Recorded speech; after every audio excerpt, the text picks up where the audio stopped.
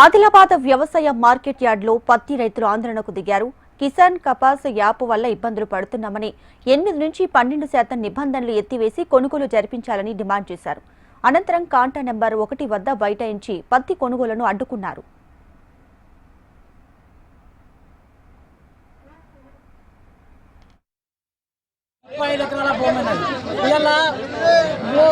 ముందే అంతర్గత వర్షాలతోని మందులు పంటలు మొత్తం దెబ్బతిని ఇప్పటిదాకా నేను 8 లక్షలు ఖర్చు పెట్టిన పత్తికి. ఇప్పటిదాకా పత్తికి 8 లక్షలు ఖర్చు పెడితే రైతుకు గిట్టుబాటు అన్న రేటు కాదు. ఇలా అమెరికా పత్తి వచ్చినప్పుడు ఇలా 6,000 కొన్నప్పుడు ఇలా సిసాయోళ్ళు ఇలా కుమ్మక్కై ఇలా ఆదిలాబాద్కు ఇలా కలెక్టర్ కానీ ఎంపీ కానీ ఎమ్మెల్యే కానీ ఇలా కుమ్మక్కై రైతులకు అన్యాయమైన ఘోరమైన అన్యాయం ఇది. ఇలా రైతుల ఐక్యత లేదు అన్నట్టు వాళ్ళే మాట్లాడుతున్నారు. ఇలా కలెక్టర్ గారు మేము మాట్లాడితే ఏమంటున్నారంటే ఇలా కలెక్టర్ గారికి ఇలా వచ్చి రైతులకు న్యాయం చేస్తామంటే ఇప్పటిదాకా న్యాయం చేసే పరిస్థితిలో లేదు.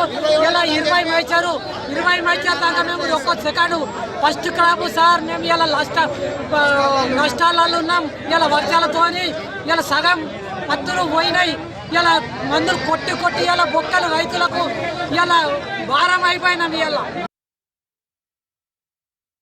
వద్ద 3 రోజులు పత్తిని ఆరబెట్టడం కూడా జరిగింది. ఇక్కడ ఆల్రెడీ కిసాన్ యాప్ అని చెప్పేసి మాకు ఏవో అధికారులు కానీ అందరూ పత్తిని ఆరబెట్టుకొని తీసుకురాలని చెప్పడం జరిగింది.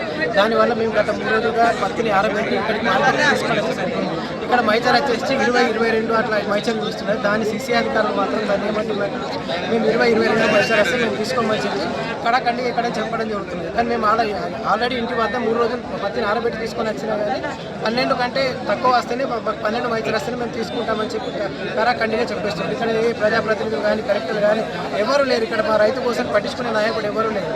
కాబట్టి కలెక్టర్ గారు వచ్చి ఇక్కడ మాకు మైచర్ విధానం పట్ల ఏదన్నా ఒక 20 మైచర్ వచ్చినా రైతుల పత్తిని తీసుకొని రైతులకు న్యాయం చేయాలని మేము కోరడం జరుగుతుంది.